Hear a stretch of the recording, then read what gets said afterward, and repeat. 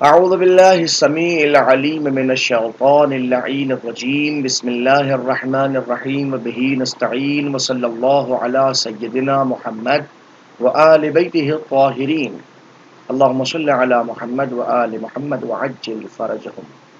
ناظرین محترم، السلام علیکم ورحمۃ اللہ تعالی وبرکاتہ۔ آئیے قرآن سمجھے کے عنوان سے مسلسل آپ حضرات کی خدمت اقدس میں گفتگو پیش کی جا رہی ہے، اور ہم کوشش کر رہے ہیں کہ قرآن مجید کی کچھ خاص آیتوں سے متعلق افہام و تفہیم کی منزلیں طے کی جائیں، اور قرآن مجید کی ان آیتوں کو سمجھنے کی کوشش کی جائے جن سے متعلق بعض لوگ ان کے ظاہری الفاظ کو دیکھنے کے بعد میں غلط معنی نکال لیتے ہیں۔ حالانکہ قرآن مجید کو سمجھنے کے لیے ضروری ہے کہ ان مخاطبین قرآن کے اقوال کو سامنے رکھا جائے جن سے قرآن خطاب کر کے نازل کیا گیا ہے۔ ظاہر ہے کہ نازل کرنے والا وہ پروردگار کہ جس نے اس قرآن کو نازل کیا اسے سراسر ان افراد کو ذمہ دار بنایا ہے کہ وہ اس کائنات کے اندر قرآن مجید کے ان معانی کا کما حق بیان کریں اور وضاحت کے ساتھ لوگوں کے سامنے قرآن مجید کی ہدایت کو کھول کے رکھ دیں۔ میرے عزیزوں، قرآن مجید کی سورہ مبارکہ توبہ سے مسلسل گفتگو ہو رہی ہے، اور آج ہم قرآن مجید کی سورہ توبہ کی آیت نمبر 28 کو پیش کرنے کی سعادت حاصل کر رہے ہیں۔ ظاہر ہے کہ یہ آیت کریمہ بھی اپنے اندر بہت کچھ موجود ہے رکھتی ہے اور بہت مفاہیم کو سمیٹے ہوئے۔ آئیے پہلے آیت پڑھتے ہیں پھر گفتگو کرتے ہیں۔ بسم اللہ الرحمن الرحیم۔ یا ایھا الذین آمنوا انما المشرکون نجس فلا يقربوا المسجد الحرام بعد عامهم هذا وإن خفتم عيلة فسوف يغنيكم الله من فضله إن شاء إن الله عليم حكيم۔ حکم ہوتا ہے ایمان والو، گفتگو ایمان والوں سے، اے صاحبان ایمان، انما المشرکون نجس، بے شک مشرکین جتنے بھی ہیں، جتنے بھی اللہ کے ساتھ شریک کرتے کسی کو، وہ مکمل طور پر نجس ہیں۔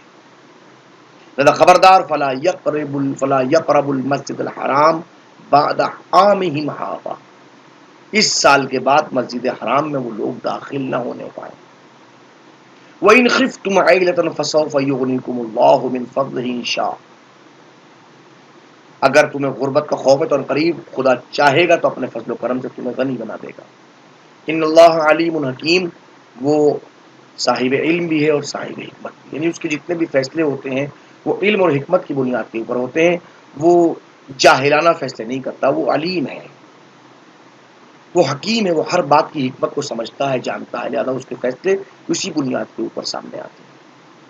اب دیکھیں یہاں پر بھی گفتگو یہی ہوتی ہے، کچھ نان مسلم لوگ یہ کہتے ہیں کہ دیکھیے قرآن نے ہمیں نجس کہا ہے، اور گویا ہمیں اس بات کی بھی حق نہیں رکھا کہ ہم مسجد حرام جا سکیں، خانہ خدا کو دیکھ سکیں، خانہ کعبہ کو دیکھ سکیں، ہمیں تو وہاں جانے کی اجازت بھی نہیں ہے۔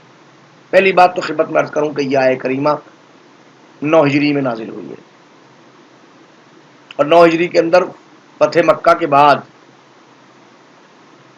مولائے متقیان کے ذریعے سے اس سورے کو حج کے موقع پہ پہنچایا گیا ہے۔ کیوں؟ ان کو آرڈر دیا گیا۔ دیکھیں سامنے کی بات ہے کہ 1.5 سال کے بعد میں رسول دنیا چلے جائیں گے، یعنی کہ اب یہ رسول اسلام کی 23 سال کی نبوتی زندگی کے بالکل آخری مرحلے کے اندر ہے۔ اب تک مشرک بھی وہیں تھے، مسلمان بھی وہیں تھے، اور ظاہر ہے کہ آپس میں جس طرح سے بھی کام کرتے ہیں وہ کام کرتے ہیں، لیکن اب یہاں پر حکم ہو رہا کہ خبر ہے اس سال کے بعد یہ مسجد حرام میں نہ آنے پائے۔ وجہ کیا ہے؟ بہت سارے الفاظ اس آیت کریمہ میں ایسے ہیں جس کے اوپر غور و فکر کی ضرورت ہے۔ پہلی منزل، حضور اکرم نے مولائے متقیان حضرت علی بن ابی طالب علیہما الصلاۃ والسلام کے ذریعے سے جو 4 احکام پہنچائے گئے اس میں سے ایک یہ تھا کہ آئندہ سال تک کوئی بھی مشرک مسجد حرام میں داخل ہونے اور خانہ کعبہ کے گرد طواف کرنے کا حق نہیں رکھتا۔ اس کی وجہ کیا ہے؟ اس کا فلسفہ کیا ہے؟ اس کی فلسفہ یہ ہے کہ مشرک نجس ہے۔ انما المشرکون نجس، نجس کا مطلب کیا ہے؟ نجس کا مطلب دیکھیے یہ مصدری لفظ ہے، اور اس کے اندر خاص طور پہ تاکیدی طور کے اوپر صفت کے طور پر اس کا استعمال ہوا ہے۔ جب قرآن مجید کے الفاظ کی ڈکشنری لکھنے والوں نے لکھا تو خاص طور پہ لفظ موجود ہے کہ نجاست اور نجس ہر اس قسم کی ناپاکی کو کہتے ہیں۔ اب یہ دو طرح کی ہوتی ہے، حصی ہوتی جو نظر آتی ہے، دکھائی دیتی ہے، پیشاب ہے، پخانہ ہے، خون ہے، یہ نظر آتا ہے، یہ ایسی نجاستیں ہیں جو دکھائی دیتی ہیں۔ دوسرے معنوی ہوتی ہیں، معنوی کا مطلب باطنی، اندر سے، اندر کی پلیدی۔ کوئی انسان دوسروں سے حسد کرتا ہے تو حسد ایک پلیدی جو اس کے اندر موجود ہے، وہ تکبر کا پابند ہے، تکبر کرتا ہے، دوسروں کے اوپر زبردستی کی بالادستی قائم کرتا ہے، تو یہ تکبر ایک پلیدی ہے، نجاست ہے جو اندر موجود ہے۔ کینہ، بغض، اناد، یہ سب اندر کی نجاستیں جو اندر ہوتی ہیں۔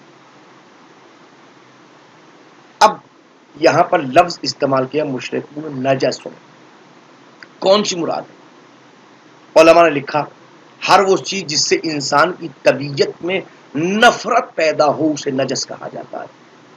کوئی بھی چیز ہو، ظاہر ہے کہ پیشاب سے نفرت پیدا ہوتی اس لیے نجس ہے، پخانے سے نفرت پیدا ہوتی اس لیے نجس ہے، خون سے نفرت پیدا ہوتی اس لیے نجس ہے۔ جس چیز سے انسانی طبیعت متنفر ہو، ایک معنی۔ دوسرے معنی، ہر قسم کی تکلیف، درد جس کا علاج دیر میں ہوتا ہو اسے بھی نجس کہا جاتا ہے، عرب اس کو بھی نجس کہتے ہیں۔ پست اور شریر قسم کے لوگوں کے لیے بھی یہ لفظ بولا جاتا ہے۔ ہدیے بڑھاپے کے لیے اور بدن کی کہنگی کے لیے، فرسودگی کے لیے بھی اس لفظ کا استعمال کیا جاتا ہے۔ اگر بدن بہت زیادہ لاغر ہو گیا، نجس ہو گیا۔ اب آپ بتائیے کس لفظ کو کس معنی میں یہاں پہ استعمال کریں گے آپ؟ مشرکین نجس ہیں، ان کا علاج دیر میں ہوتا ہے۔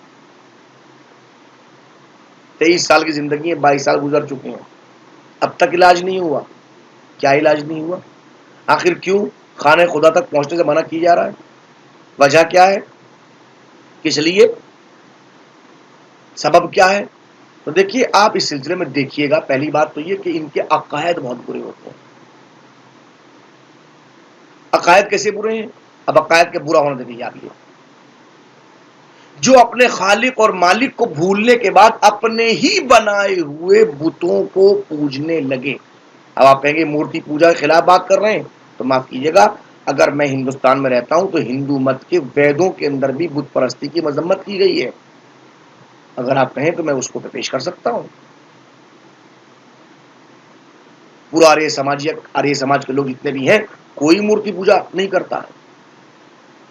تو کچھ لوگوں کے نزدیک ہے وہ اپنے ہی بنائے ہوئے بت کو پوجتے ہیں۔ اب کیا سمجھ کے پوجتے ہیں یہ ان سے پوچھا جائے۔ جب بہت سے لوگوں سے گفتگو کی گئی، پوچھا گیا کہ آخر کیا اپنے بنائے ہوئے، تو کہتے نہیں ہم ان کو نہیں پوجتے ہیں، پرمیشور بس ایک ہے، ایشور بس ایک ہے، یہ تو اس تک پہنچانے کا ذریعہ ہے۔ قرآن نے بھی اس قسم کی باتوں کو پیش کیا۔ کہ اگر ان سے پوچھا جائے کہ تم زمین و آسمان کا بنانے والا کہتے تو کہتے وہ اللہ ہے، یعنی کہ پرمیشور ایک ہی ہے، ایشور ایک ہی ہے، وہ یہ کہتے ہیں۔ تو پھر یہاں مراد کیا ہے؟ مراد یہاں پر یہ ہے کہ ایک ایسی پلیدگی ان کے پاس موجود ہے جس کی بنیاد پر ان کا علاج نہیں ہوتا۔ ہم نے تلاش کرنا شروع کیا، اگر وجہ کیا ہے؟ تو دیکھیے وجہ یہ ہے کہ جس وقت یہ اعلان کیا گیا اس سے پہلے یہ حج جو ہے یہ صرف اور صرف مسلمان ہی نہیں کرتے ہیں، اس وقت کے نان مسلم بھی کرتے ہیں، جو مورتی پوجا کرنے والے وہ بھی کرتے ہیں۔ خانہ کعبہ کا طواف صرف مسلمان ہی نہیں کرتے ہیں، غیر مسلم بھی کرتے ہیں۔ اب کیا طریقہ ہے ان کا، کیا اسلوب ہے ان کا؟ اب یہ تاریخ کو پڑھیے آپ۔ تاریخ بتاتی ہے کہ خانہ کعبہ کا جب طواف کرتے تھے بالکل اوریاں ہو کے کرتے تھے، ننگے ہو کے، مادرزاد ننگے ہو کے، جس میں کوئی لباس نہیں ہوتا تھا، اور وہ خانہ خدا کا طواف کرتے تھے۔ اسلام نے منع کیا کہ چونکہ یہ اخلاقی طور پر مناسب نہیں ہے کہ آپ اوریاں ہو کے یہ کام کریں، ننگے ہو کے یہ کام کریں، مادرزاد ہو حالت میں آنے کا بیت اللہ کا طواف کر کے گویا گندگی پھیلاتے ہیں، فکری گندگی پھیلاتے ہیں۔ چونکہ وہ گندے ہیں اس بنیاد پر ان کو نجس کہا گیا، لہذا ان کو روک دیا گیا کہ یہ طہارت کی جگہ ہے، نجاست کی جگہ نہیں ہے۔ لہذا اس آیہ کریمہ کو سننے کے بعد اگر کوئی انسان یہ کہے کہ تمام لوگوں کو یہ بات کہی گئی، تو لہذا جو بھی اپنے دل کے اندر اس تمام باتوں کو رکھے گا. اور لفظ کافر، لفظ مسلم، ویسے ہی لفظ مشرک بھی ہے. مشرک کا جو بھی کسی کو اللہ کا شریک قرار دے. بہت ساری جگہ پر یہ لفظ بھی مسلمانوں کے لیے بولا جا سکتا ہے، جو فکری اعتبار سے اللہ کے ساتھ کسی کو شریک قرار دے. گفتگو بہت تفصیل میں ہو جائے گی، میں وہاں نہیں جانا چاہتا، لہذا گفتگو کو یہیں تک رکھنے کے لیے یہ خاص طور پہ ہر فرد کے لیے نہیں ہے، بلکہ خاص موقع پر خاص افراد کی طرف سے خاص لوگوں کو بھیجا والا قانون ہے. لہذا ان کی پلیدگی کی طرف باطنی اور ظاہری دونوں نجات کی طرف متوجہ کر کے کہا گیا کہ جو بھی اس فکر کو رکھنے والا ہے وہ نجس ہے، اور نجس کو خانہ خدا کے نزدیک نہیں جانا چاہیے.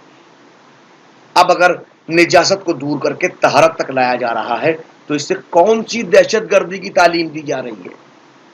ناپاکی کو دور کر کے پاکی کو قریب لایا جا رہا ہے تو اس سے کون سا نفرت پھیلانے کا سامان فراہم کیا جا رہا ہے؟ بلکہ یہاں تو یہ کہا گیا کہ دیکھو آؤ، اسلام طہارت کا مذہب ہے، ہم طہارت تک لے کے آنا چاہتے ہیں، نجاست کو دور کرنا چاہتے ہیں. اللہ سبحانہ و تبارک و تعالی ہمیں قرآن کو سمجھنے کی توفیق مرحمت فرمائے. آخر میں پھر التماس کروں گا کہ آپ لوگ ہمارے یوٹیوب چینل کو سبسکرائب کریں اور ہمارے ویڈیوز کو مختلف لوگوں تک شیئر کریں اور ہمارے فیس بک آفیشیل پیج کو بھی لائک کریں. وآخر دعوانا ان الحمد للہ رب العالمین.